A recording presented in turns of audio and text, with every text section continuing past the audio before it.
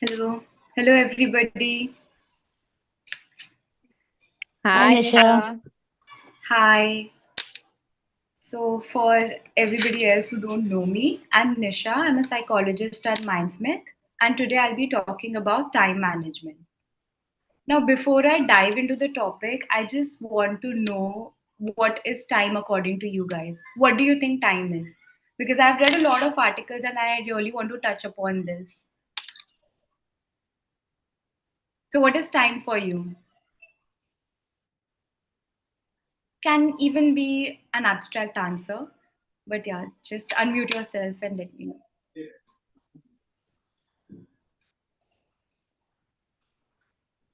Anybody? To me, it is an inevitable truth of existence that I run parallel to time. My days are informed, motivated, and shaped by time. That's a really good answer, Sindhu ma'am. From what I've read on the internet. So basically, while I was researching about this time management, I stumbled upon a lot of articles which said that time is money, time is Hmm. precious. And there was this one particular article that spoke about the philosophy of time management that really intrigued me. So, as I opened that article, the first question was, why is it important to manage time? And like I've just read all these articles stating that time is money, time is precious. So that's the first thought that came to my head. Oh, time is money. That is the reason why I need to manage time.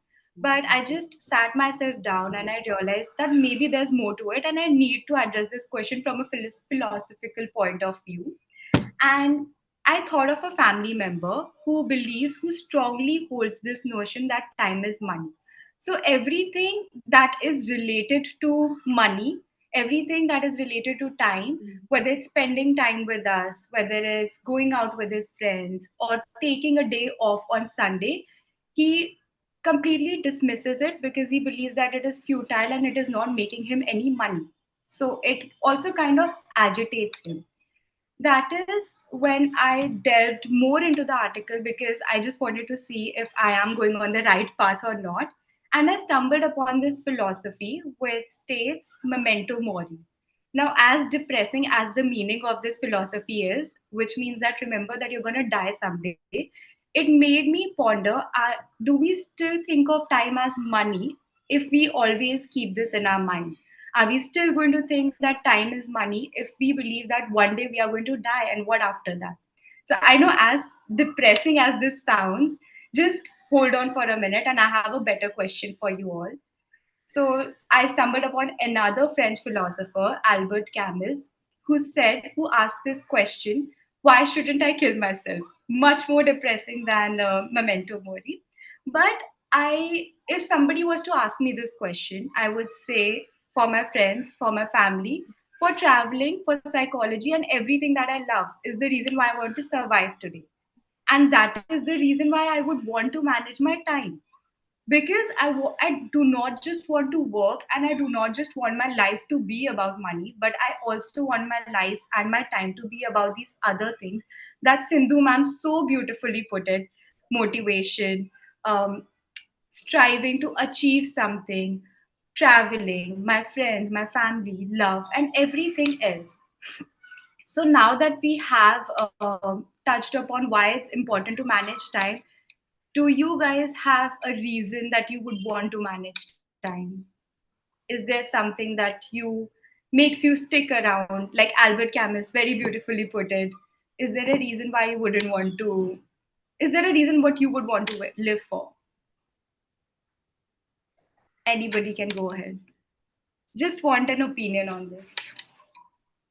I like how you've included Camus' take on it because the existential aspect of it is so interesting when we think of Yeah. time and, the purpose of what we'd serve during our time while we're alive. So that I just wanted to like point out that that's quite interesting the way we're Hmm. looking at it. It's a different take and it's a very unique take and a very interesting take.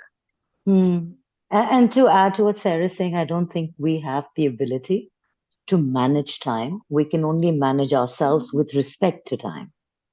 So Yes. time is in the context, it's in the background, but we're managing ourselves. So I would love to hear what you feel, Nisha, and because I'm here to learn, so share away. So it's true that we are here to manage ourselves more than managing time. And I also feel in a workplace, it's very important to manage ourselves and to also do the things that we love. That is another reason that I had all these philosophies, because as important as work is for us, it's also important to give time to our things that we love doing. So that's the reason why I included all these philosophies. Now I had a few techniques and tips that I wanted to share with everybody to manage time. And the first one was to set priorities. So there is this tool known as Eisenhower matrix, and I have drawn it. So please do not judge me for my drawing.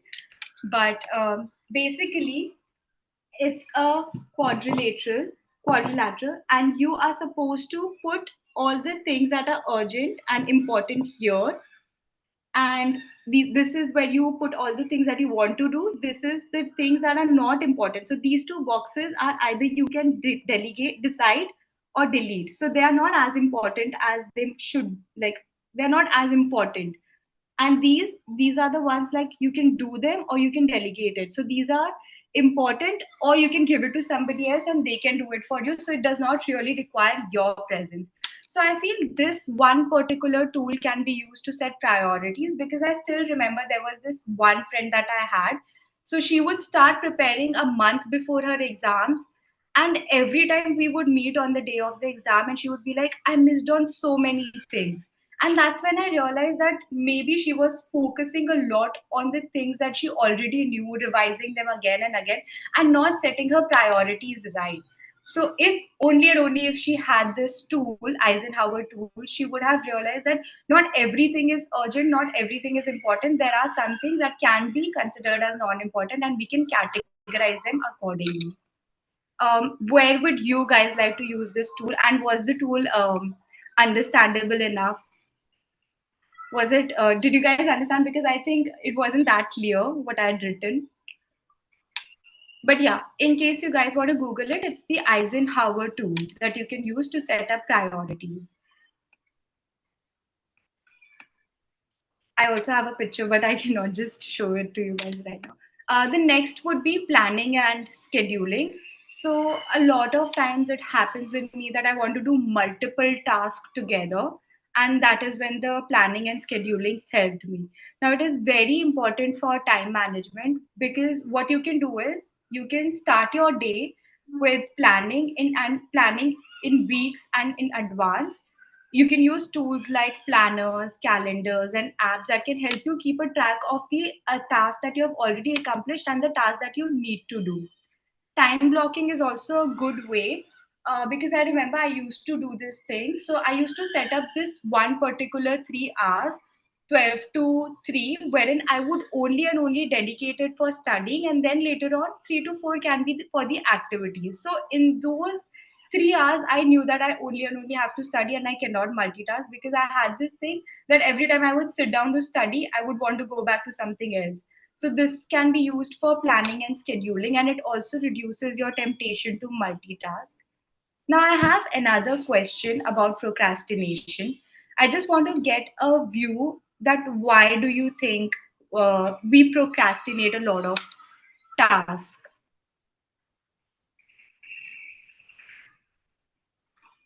Anybody can unmute and go So ahead. I suppose everybody would have a different answer to that. Uh, I would procrastinate something if it wasn't of particular interest to me. So anything that's boring or uninteresting, I would push it to the last minute. And somehow, if it needed to be done, if it had moved in the matrix, if it had become urgent, I would find it, I would find the energy to get it done in the last minute. But normally, I would procrastinate till something is interesting. That makes sense. That makes sense. So I was based on what you just said, Sindhuma.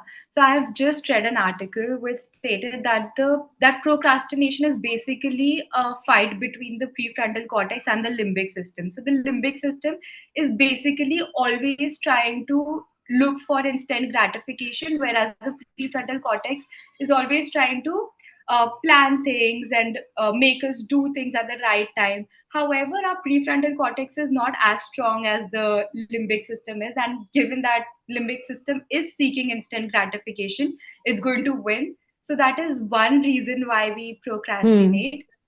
Other reasons are also perfectionism and thinking that the task is going to be much more complex than it is. So, Hmm. what we can do whenever we are procrastinating is, of course, the Pomodoro technique really helps in here. What you do is, in this technique, you do the work, whether you're studying, whether you're working on an assignment, you work diligently for 25 minutes without getting distracted. Keep your phone on the sides. Do not if you are good if you do not distract yourself with something that has been happening outside your room. So for those 25 minutes, you just need to focus on what you're doing, what you're working on, and you can give yourself a break of 5 minutes. Now, this break can also increase with time. For example, you did like a 25 minutes of working, 5 minutes of break, then you can work for 30 minutes and then 10 minutes of break just to make it a little interesting. But otherwise, it works as 25 minutes of work and 5 minutes of working. Now, other thing that has really helped me with procrastination is that it takes a lot of time for me to just get up and do the work, because I'm always like, I think I can do it later on. And the later on never comes. So, what you do is you just take 2 minutes. It's called the 2 minutes rule. You just start with an easy task. You do something that can be done under 2 minutes. And then you are Hmm. in that zone wherein you can work. And then later on, you are in that flow that you, okay, now that you've started working, you feel like, okay, I can move on to the next task. And that's how you start accomplishing each and every task that is on the list. So these Hmm. are the two methods that I've found were really helpful for me. Apart from this, so moving on to handling deadlines, which is much more important for people at workplace. Now we all know that deadlines can be extremely stressful, but if we don't manage them effectively, it can make us much more anxious. It can lead to the level of anxiety. Now, one strategy to manage deadlines is, of course, like I said before, you can always do the Eisenhower matrix, wherein you delegate some of your tasks, you do what is on the priority list, you delegate some of your tasks, you decide what's important, what's not important, and other things that do not need much of your attention, you can delete it. So, of course, you can do that. Apart from that, what you can do is break down the larger chunks into smaller and manageable ones. Now, this not only makes the task seem less daunting, but it also helps with steady progress.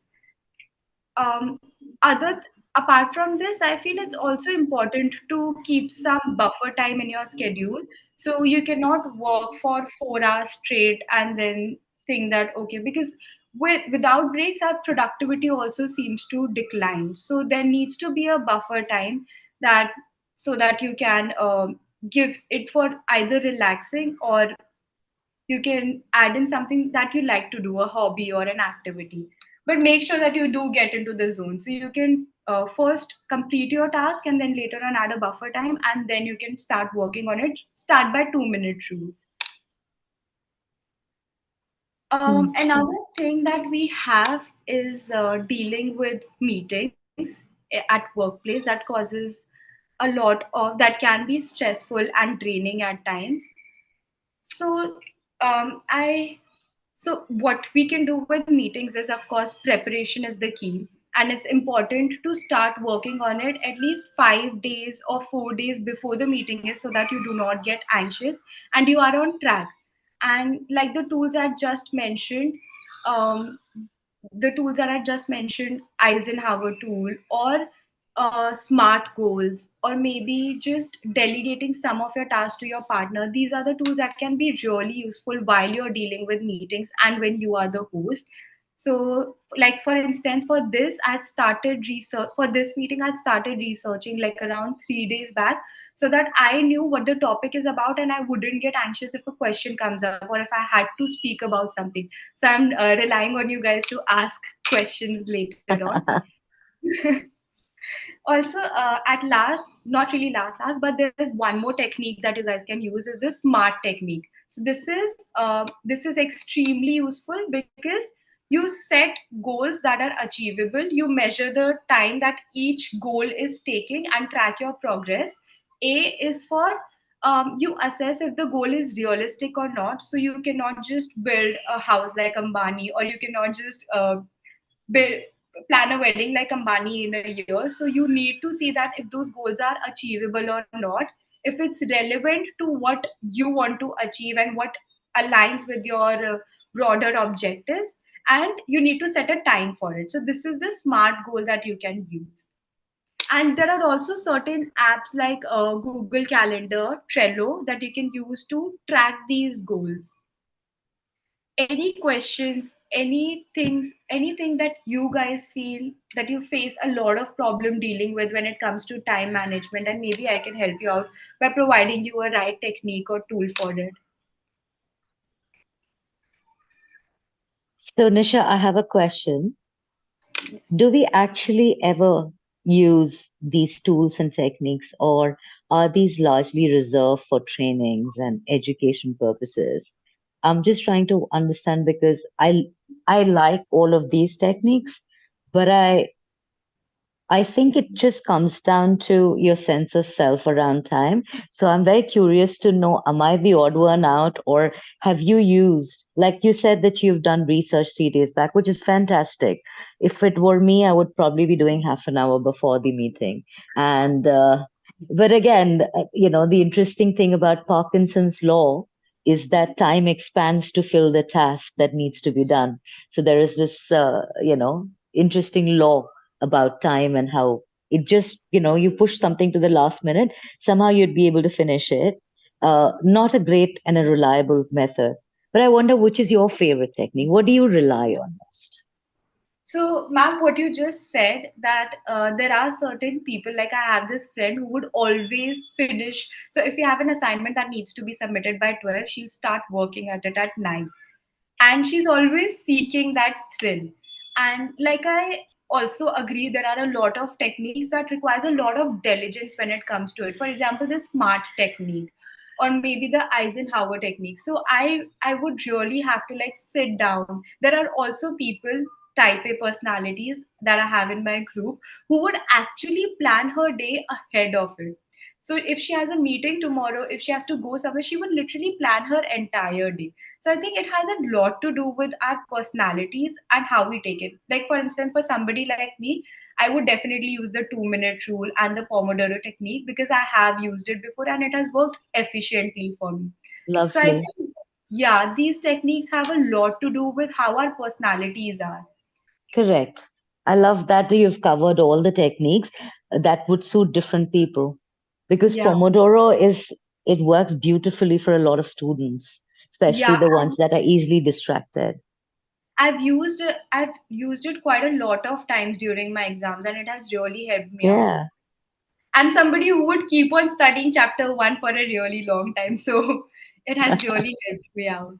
that's wonderful. Any other questions that we have? I actually wanted to ask this question. Like Sindhu ma'am very rightly pointed it out, that it is more about managing self than managing time. And do you think it has a lot to do with our personalities and how we are? And how does these tricks and tips help you out? Like I mentioned that for me, 2 minutes rule and the Pomodoro technique really works, while for my friend, this Eisenhower matrix really works. So I want to know Hmm. which technique have you ever employed any technique, or has it been fruitful for you? Or if you've heard of a very bizarre technique before this, anybody can go ahead.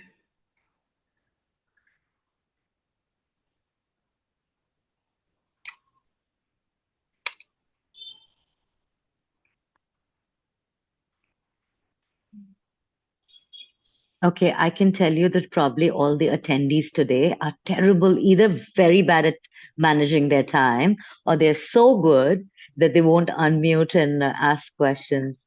So I'm going to share something that I feel very strongly about. I think when I need to manage my time, I actually need to manage saying no to people and no to things and deciding what I can say yes to and what I can say no to. So it comes down to being assertive. It comes down to really in the center of everything is what is most important to you. So I'd like 80% of my time to be taken by the most important things that I need to do in order to feel purposeful and productive. Um, I would rather delegate things like cooking and chopping and a lot of other things to someone else. I would like to, uh, making schedules and rosters and training plans. I would like to give it to other people. But things that are of value to me, I'd like to take them on myself. So the ability to say no has come to really help me. So, with the ability to say no, what has also happened is I've had to develop the skill to say yes to delegation, right? So, the no and the yes are two steps that have really helped me, Nisha. So, I wonder what you think about it. So just a few days back, I was doing a video on how to say no to something that you don't want to do, and being the people pleaser that I am, I find it extremely difficult to say no, and I found these really good tricks that helped me out. So basically, you don't have to say no; you just have to say, "I need some time to think about it," and in today's world people are a little impatient, so they might say, okay, it's all right, I'll see. And people also do pick up on hints. So if you do say that you need some time to think about it, they might not ask you the next time, and if they do, you can just, so there's this format that I studied about. So you just need to address the event. You just need to give Hmm, them a reason why you can't do it, and just simply say that no, I cannot do this because I have a wedding that is coming. So something like hmm, that. I was also reading this book on influence, and it stated that people are much more likely to believe you when you provide them with a reason. So the because statement really works on people. So if you say something like, you cannot do this because you have a reason, like there was this experiment wherein there was a really long queue and people were standing for maybe something that they wanted to buy. Uh, I have no idea. Was it something eatery or was it a clothing item? But there was this one girl who wanted to jump the line. And right. have you heard of the experiment? No, no, I'm listening to you. So she just said that I want to get into the line, and the other person very dismissively said, no, you cannot. But then there was this another girl who approached another person and said that is there a way I can get in the line because I have to rush to work. So just the line, because I have to rush to work, the person allowed her. Because I feel it also has to do that the moment we find logic in something, we somehow tend to believe it, and we might like be like, okay, fine, there's a logic to it. But if there's no logic, our brain seems not to understand things that have no logic to. And like you That's mentioned, fair. um, even about time management, I think a lot of times we are not able to manage our task is also because we are not able to say no to the things that are not important to us. And Hmm, once we start saying no to the things that we do not enjoy, are not as important to us or progressive to us in any way, I think that's when our task also becomes very much more meaningful. hmm, hmm. And Okay. it's definitely a balance between the two, between the things that we like to do and between the things that we are achieving for. So that's Hmm. definitely there. I wonder if people would live differently if they could have variable hours every day. So, if we took a flight of fancy and said instead of a day having 24 hours, you could choose how many hours you wanted in a day. Would people live better? Nisha, would you live better if today you said, I'm going to have my day for 3 hours? That's the kind of day I want. Tomorrow I want it for 28 hours, and day after I want it for 56. If time was that bendable of a variable, do you think we would live differently, or do you think there would be chaos? I Chaos think there would all be chaos over. for sure. Sarah, would you like to say something about it? I mean, I honestly struggle with time management big time. That's why I was just mute throughout. I was like, I don't even know if I can contribute to this conversation. I mean, I literally have a session in an hour right now at 9:30, so that's how bad I am with my time. Um, but I mean, it's an emergency case, so it's an exception. But I mean, just in general, when I come to think of it, today, for example, was a relatively light day, and now all of a sudden, I'm suddenly working, and I keep Hmm. telling myself it's because I function better at night and all that. But I think because I believe that is why my sleep cycle and just everything is so screwed up, because I truly believe that to a deep Hmm. extent, that Hmm. I'm more of a night owl than a morning bird. Hmm. I Okay. have a question for you actually, Sarah, because I'm actually interested in learning more about this. Uh-huh. Do you think you're able to manage your time and you're able to manage your task much more effectively at night day than in the day? So I feel that I still don't know why that is. I mean earlier when I was studying, sure, it was less distractions and all that, but I feel like sometimes it just happens. Like things just fall into place in such a way where you're like, okay, fine. Like the second half of the day sort of allows me to do this better or more efficiently, or it just works out. I mean, in our field, it's also about matching schedules with the clients also. So it's sort of accommodating that. So I think I'm going to take that factor into account as well and give myself some credit, and perhaps say it's not only me. But I mean, time management is something I've always struggled with, and it's a loop I've always struggled to get out of. um Still can't put my finger on it. Tried Hmm. everything. It may Hmm. last, I may make my schedules and everything may last for a while, but Hmm. ultimately I go back to that same cycle. Hmm. So any tips on how to get out of that rut? You're asking me tips i'm to get out. asking i'm asking So I feel that another reason why people think that they're able to manage their task at night is also because there are very few distractions. Whereas if we talk about it in the day, you have your phones ringing. So what I would suggest is definitely the Pomodoro technique. Something that I love to go for is that you need to allot a specific time to a Right. particular task. And in that moment, you just feel like, okay, I'm not going to do anything else. But that's how it works for me. I'm not sure if it works for you that way or not. Because what I am realizing is that you also opt for nighttime is because we have fewer distractions at night, if I'm not wrong. Is that true? I also face one more obstacle. It's the whole concept of justification. So for me, I mean, of course, we need to draw that boundary saying, okay, post a certain time, I won't be working or I won't be doing something. But I'd sort of justify it to myself in my head saying, you know what, I had 2 hours to relax today. So I guess I can afford to work till late. And it's just something Hmm. that goes on. It's this back and forth that goes on in my head. And again, so how do I get out of that thing, because I do feel like it hinders my ability to manage my time more effectively. It definitely does. You can definitely use the 2 minutes rule here.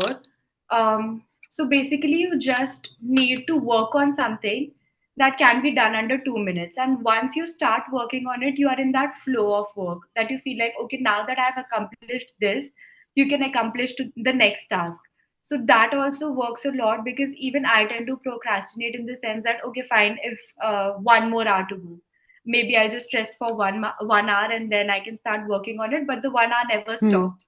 So this 2 minutes rule really works for me. And once I start doing it, I keep using it again and again with the Pomodoro technique, which really helps me. And the other thing that I love about Pomodoro technique is that once you're done with your 25 minutes, you know that you have a break coming ahead.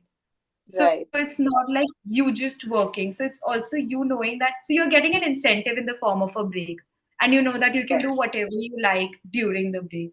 So that Mm-hmm. also motivates me a lot while I'm working, that I'm always looking forward to the break. So This yeah. 2 minute rule I actually resonates with quite a bit, because it's like when I start a task initially, it's just getting through those first 2 or 5 minutes. And then, but once you like, I mean, I put tick marks against every task I have for the day. And when I put that tick mark, I'm just like, okay, this is a burst of dopamine. And that's something I keep chasing. It's like, okay, I need more Hmm. dopamine. So I'm going to put another tick. I'm going to like work towards getting another tick box. I mean, towards Wow. checking another box. So that Hmm. is one strategy I've employed in the past. It really helps. It definitely helps a lot. And like you said, that once we start accomplishing task, it's actually a burst of dopamine because our prefrontal cortex is also happy. So yeah, it really works. It helps a lot. Just Yeah, that's actually yeah, I completely agree. Even right now, I'm working with someone who has who's struggling with ADHD and the symptoms are sort of coming in their way. So right now we're employing this technique. We had this whole conversation about chasing the dopamine boost and completing tasks. So we've decided to break down our tasks instead of looking at it as a bigger task. We break it down. And when we complete even say 1/4 of that entire task, it's like, okay, Hmm. the feel good feeling, like, yes, we've Yeah. achieved a milestone. And that sort of motivates us to progress. Have you And I guys think this heard of motivates. this thing? Since you're talking about this, Seher, have you guys heard of bullet? What is it called? Bulleting? Bullet time management, where you deconstruct the bigger tasks into minutest of things, and Right, only right, right. there was a Yeah. huge trend about Hmm. 3 to 5 years back about Right. accomplishing the smallest of tasks in a day and debriefing your brain about what it felt after the accomplishment, so that you are strengthening the reward circuitry in the brain, so it Exactly. remembers that this is what it feels when you put Hmm. a tick, like, when Sarah said put a tick. I suppose that's what it is, increasing the Yeah, mechanism of reward circuitry. So I exactly. remember, I think we should look it up, bullet something. Yeah, but no, that's exactly the science behind it. Breaking Mm, it down because we're chasing the dopamine rush, as they say, and that sort of activates the reward system, which is associated mm, with dopamine, which is also associated with ADHD. So it kind of works out. mm, mm. I've actually Okay. seen a lot of videos employing these techniques, which Sindhu ma'am just mentioned, that breaking a large complex task into smaller ones and then accomplishing them, allotting them a time and trying to accomplish them in that given time. So it not just makes us think of that particular task as a bigger complex task, but also small chunks of it that we have accomplished. And Mm.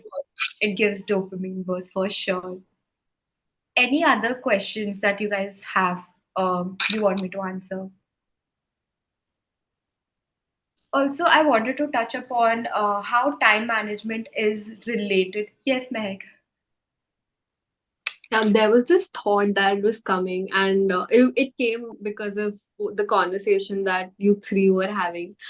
And I figured that even I struggle with time management, but I think there's also a lot of issues with setting boundaries, which, again, as Sindhu was mentioning, assertiveness, the ability to say no, and all of these things come into the picture. And then there's also this feeling of, what if I say a no, and then it's taken in the wrong way, so that guilt and all of these things together makes me want to keep on taking task and keep on doing it. And then there is entire struggle of managing time, because I've taken so much which I'm probably won't be able to do, or else if I continue doing it, there will come a time when I will be either facing burnout, or I'll be so exhausted that I won't be functioning well. So how do you manage that? I think it's more on the boundary aspects of it, how to create boundaries and not feel guilty. But yeah, that was a thought that I felt that maybe a lot of others would also be experiencing, and I wanted to share. Yeah. So, Mehak, like you, yeah, Sindhu ma'am, do you want to go ahead? No, no, Do no. you I have want to hear your. So, like Mehak, you said that there's always this guilt of saying no. And like I had mentioned this before, you can always say that you need some time to think about a particular thing. So, if somebody asks you to do something, you can always say that I need some time to think about it. And once you have practiced that conversation over and over again, all you can say is that no, I cannot do this because I have some other task at hand. So, this is something that you can really use. And apart from this, before saying no, what you can definitely use is the Eisenhower matrix, which is like like I mentioned, that there are these four boxes. One is for the do, the other one is decide, the third one would be delegate, and the last one would be delete. And if the task that has been given to you does not fit in the criteria, in the sense that it's a burden to you and it's not something that is adding to your value, you can always either delegate that task, or you can delete that task and later on say no to the person that it does not fit, not just fit in your criteria, but probably find an excuse for it. So this has really helped me in that sense, that I at least understand what is related to me, what is related, and what is going to add to my value and what is not going to add to my value. And just adding to this, when we have a lot of task at hand which is not something that we want to do, it also reduces the quality of work that we present to other people. So with time management also comes the quality of work, and the things that we say yes to and the things that we say no to. Use yes to say no. That was actually helpful, Nisha. Thank you for that. And yeah, as Sindhu said, say yes to say no.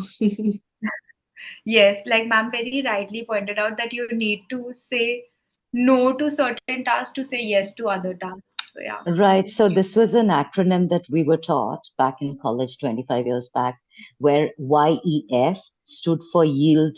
Y, yield. E, explanation. S is solution. So you can say no. Somebody asked me to do something. I would say, I wouldn't be able to do this, but I can look at it tomorrow. So I'm explaining, or I could say that I am busy with this important meeting right now. How about we look at it tomorrow? How about I give you someone else's number? You're giving an alternative solution, but you're also explaining your stance. In the beginning, it's very easy for you to use this technique without feeling a sense of guilt because you're accommodating the other person's expectations too. And as you go up in the assertiveness ladder, it is a ladder, right? So right on top, like for example, today I can say no to someone without actually having to over explain myself, right? So I suppose, which is why I just remembered suddenly that I remember my professor used to say yes, yes, in order to say no to other things. And it really helps just manage your own self around time. Definitely it does. And like Sindhu very rightly pointed out, that you can always provide an alternate solution to them in the beginning, because I think Yeah, that's how every people pleaser also starts. That you don't want to feel that guilt, so you're providing them with an alternative solution to it. So that definitely helps, and it also helps the person who's been asking for help. yeah. No, you have shared such amazing tools with us. I have liked all the particular techniques, especially the two, was it? 2 minutes rule. The 2 minute one. I Yeah, love that one. yeah. Even I like that. Anything that requires very simple solutions, I like it. Yeah. So thank you That's for this, Nisha. sorry, ma'am, I did not hear. Thank you so much for this. Thank you so much, everybody, for attending. Thank you, Um, Nesta. Thank you. At last, I just want to end on this note that managing time will require time. Managing time will require time.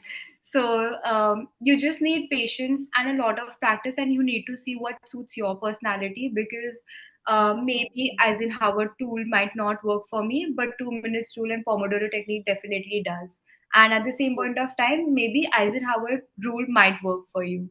So we just need to try out some tools and techniques and see what works for us, and just make sure that you set some realistic goals.